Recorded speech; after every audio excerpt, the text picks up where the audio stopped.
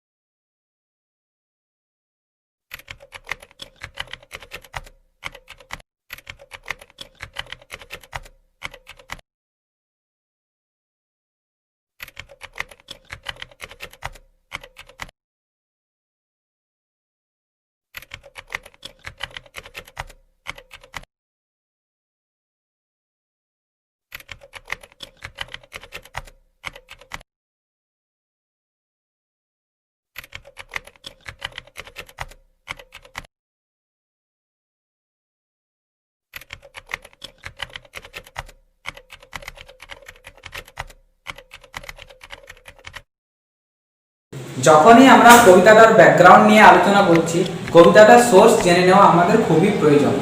The sick rose এই কবিতাটি William ব্লেকের songs of experience poetry collection থেকে নেওয়া হয়েছে। তোমাদের জেনে রাখা প্রয়োজন যে the songs of experience this poetry collection deals with how the cruel society harms the human soul. তাহলে তোমাদের জেনে রাখা প্রয়োজন যে দ্য সংস অফ এক্সপিরিয়েন্স এই কালেকশনটা দেখায় যে কিভাবে একটা নিষ্ঠুর সমাজ মানুষের মনকে কলুষিত করে। and more particularly this poem the sick rose focuses on the issues of sexuality and femininity। আর একটু বিশেষতভাবে যদি বলতে হয় এই কবিতা সংকলনের মধ্যে এই দ্য সিক রোজ কবিতাটি স্পেশালি দেখায় যে ফেমিনিনিটি আর sexuality. we have already discussed about the poet, the source and the background of the poem, but now we will know about the structure of the poem। এখন আমরা কবিতার গঠনগত দিক দিয়ে একটু আলোচনা করব। Structurally the poem is divided into two stanzas having 4 lines each, that means there are 8 lines altogether। কবিতাটি গঠনগত দিক দিয়ে দুটি স্ট্যাঞ্জাতে বিভক্ত, প্রতিটি স্ট্যাঞ্জাতে 4টি করে লাইন রয়েছে, যার মানে পুরো কবিতাটি 8টি লাইনে গঠিত। Before going to the textual analysis of the poem, we should know something about William Blake and his philosophy behind composing the poem। তো কবিতাটি শুরু করার আগে উইলিয়াম ব্লেক আর তার কি দার্শনিক তত্ত্ব লুকিয়ে রয়েছে কবিতাটা লেখার পিছনে আমাদের একটু জেনে নেওয়া প্রয়োজন। Because you know it will enhance your knowledge and it will help you to understand the poem in a better way। কারণ তুমি ভালো করে জানো এটা কি করবে, তোমার নলেজকে এনহ্যান্স করবে, বৃদ্ধি করবে আর কবিতাটিকে আরো ভালোভাবে বুঝতে তোমাকে সাহায্য করবে। Blake understood well enough that the human world is made of both good and evil। Blake খুব ভালোভাবে জানতেন যে এই মানব জগৎ এই উভয় নিয়ে গঠিত, ভালো এবং খারাপ। and we have to live with them, আর আমাদের এদের উভয়কে নিয়েই বাঁচতে হবে। we can't avoid them, আমরা এদের কাউকে অ্যাভয়েড করতে পারি না। that's why immediately after composing or publishing the songs of innocence in 1789 he concentrated on the publication of the songs of experience in 1793। আর ঠিক এই কারণে 1789 এ songs of innocence K publish করার পর তিনি 1793 তে songs of experience K publish করার জন্য মনোনিবেশ করেন। ব্লেক তার কবিতার সংকলন songs of innocence এ দেখিয়েছেন লাভ, প্যাশন, পিউরিটি, ইনোসেন্স, কিন্তু তার অপরদিকে তার contradictory poetry collection songs of experience এর মধ্যে তিনি দেখিয়েছেন inhumanity, cruelty, hypocrisy and so on। we find almost all the contradictory poems that are present in songs of innocence। songs of innocence এ যতগুলো কবিতা রয়েছে আমরা তাদের প্রত্যেকের কন্ট্রাডিক্টরি কবিতা খুঁজে পাই। for example the tiger was composed in contradiction to the lamb। Example হিসেবে বলা যায় যেমন টাইগার কবিতাটা in contradiction to the lamb, ল্যাম্বের কন্ট্রাডিকশনে লেখা হয়। and similarly the sick rose was composed in contradiction to the blossom। একই রকম ভাবে দ্য সিক রোজ এই কবিতাটা লেখা হয় ইনোসেন্সের দ্য ব্লসম নামক কবিতার কন্ট্রাডিকশনে। So, in this video, we have tried to make a thematic discussion about these two poems because without understanding of the only one poem is just the half of the whole. তো এখন আমরা কবিতাটির title বা নামকরণ সম্পর্কে আলোচনা করব। Title বা নামকরণ হলো কোনো সাহিত্যকর্মের খুবই গুরুত্বপূর্ণ বিষয়। এই নামকরণ যথাযথ না হলে সাহিত্যকর্মের মাধুর্য ক্ষুণ্ণ হয়। টাইটেল বা নামকরণ থেকে আমরা সাহিত্যকর্ম সম্পর্কে আন্দাজ করতে পারি। নামকরণ যেমন হওয়া উচিত যথাযথ বা গুরুত্বপূর্ণ তাৎপর্যপূর্ণ, তেমনি হওয়া উচিত যুক্তিপূর্ণ। নামকরণ থেকে আমরা সাহিত্যকর্মের সম্পর্কে আন্দাজ করতে পারি। যেমন কোন একটা অন্ধ ছেলের নাম যদি পদ্মলোচন দেওয়া হয়, তা হবে যেমন তাৎপর্যহীন তেমনি যুক্তিহীন। আমরা এখন যে কবিতাটা নিয়ে আলোচনা করতে চলেছি তার নাম দ্য সিক রোজ। একবারের জন্য মনে হয়েছে কি কেন এরকম নামকরণ করা হয়েছে, বা রোজকে কেনই বা সিক বলা হয়েছে? টাইটেলটার তো একটা ইনার সিম্বলিক সিগনিফিকেন্স রয়েছে, because the title hints us about the theme of the poem. Actually, it's the gateway to enter into the inner meaning of the poem. আমরা জানি যে rose always stands for love, passion and purity. But the rose is now sick. Do you know why the rose is sick? এর কারণটা কি জানা আছে কেনই বা রোজ sick? The rose may be sick by two ways. রোজটা দুটো কারণে sick হতে পারে। The one or the first reason is common to all. You can get it from your book. But the second reason is most important one. Second reason টা হচ্ছে সবথেকে বেশি গুরুত্বপূর্ণ। ভাই, you are reading Blake and his philosophy. Though his lines look apparently too simple, but there is something always hidden in it, hidden under it, and it has always much more significance, much more meanings than the apparent meanings. It can be sick by two ways. Maybe the rose is attracted to or exploited by the worm, or the rose is sick of its own lust and passion for the worm. So we can understand that Blake has very symbolically chosen the title that reflects the whole theme of the poem.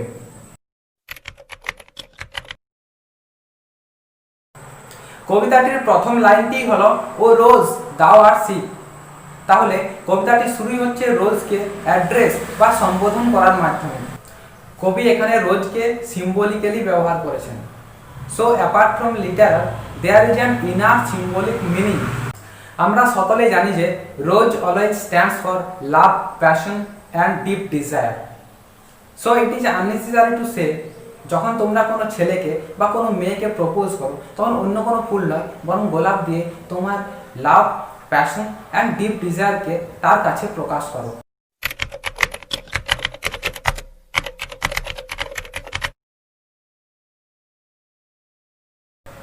Then comes the archaic phrase thou art, যেটা আসলে old English ওয়ার্ডসের combination, যেটা বর্তমান ইংরেজিতে মানে হয় you R.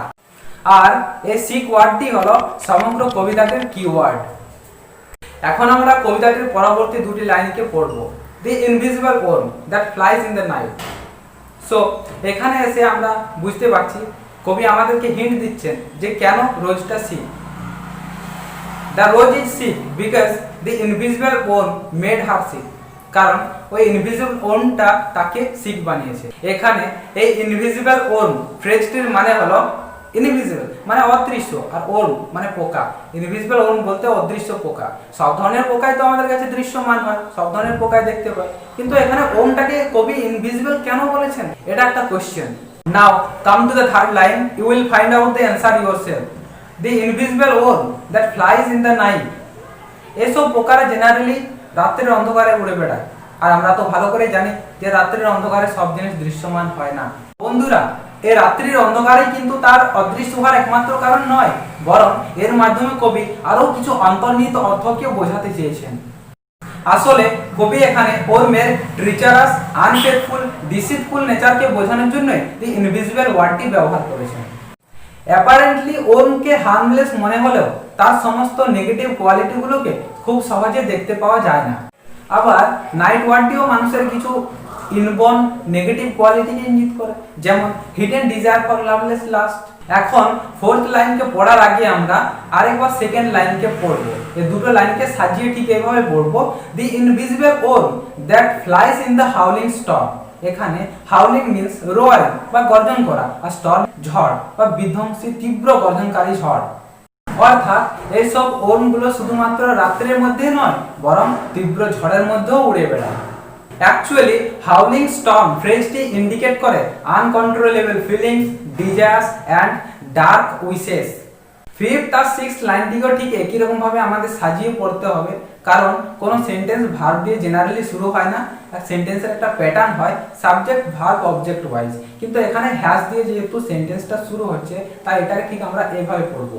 The invisible worm has found out the bed of crimson joy. এখানে found out মানে discovered বা মেড, ডাই মানে ইওর তোমার, তোমার বলতে এখানে সে রোজটা, বেড মানে petals of the rose. It also metaphorically indicates the sexual intercourse of the lovers between the worm and the rose. And also the color of blood is crimson. Here the rose is now indulged in the sexual intercourse with the worm, so there is blood. It becomes bloody, though there is definitely ultimate joy, but as there is joy there is blood, so there is pain.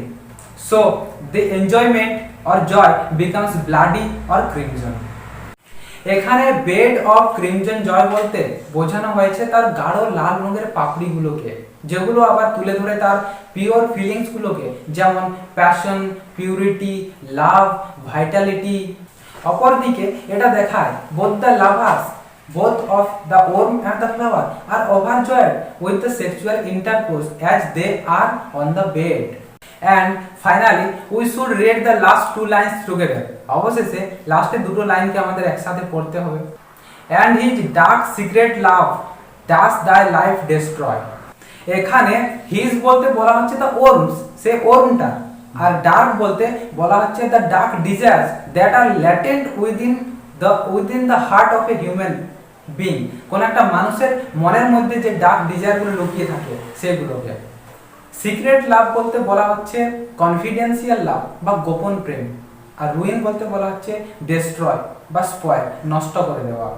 Finally আমরা দেখতে পাচ্ছি যে রোজটার sick হওয়ার মূল কারণটা কি, তা কবি শেষ এই দুই লাইনে ব্যক্ত করেছেন। It is the treacherous, deceitful love of the worm that destroys the life of the pure, beautiful and unpolluted rose.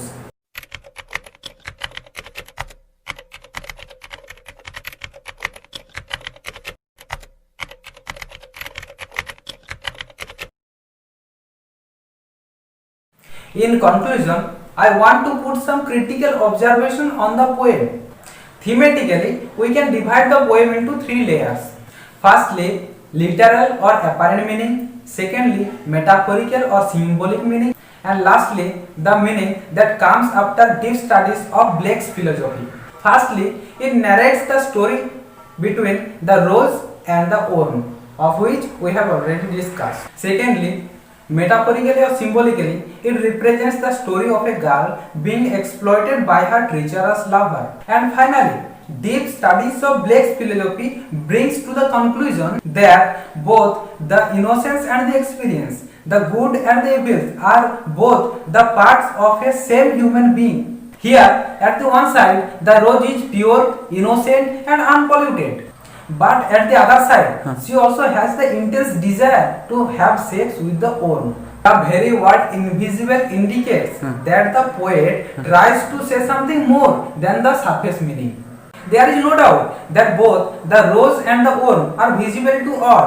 It is their intense passion and desire, their treachery and deceitfulness, as well as their duplicity are invisible to common human eye. Just as a human being, be it a boy or a girl, can overcome or resist his or her deep dark desires at daytime, but he or she cannot restrain or control his desires at night, like that howling storm at night. So, just as a same human being has two different identities in different times of a same day, equally the rose and the poor, the innocent and the experienced, the pure and the impure are the two sides of a same human being. আর ভিডিওটি তোমার কাছে informative বা helpful মনে হলে অবশ্যই like করো, তোমার বাকি বন্ধুদের সাথে শেয়ার করো, and don't forget to subscribe the channel. বাধ্যতামূলক বান্ধব চাই।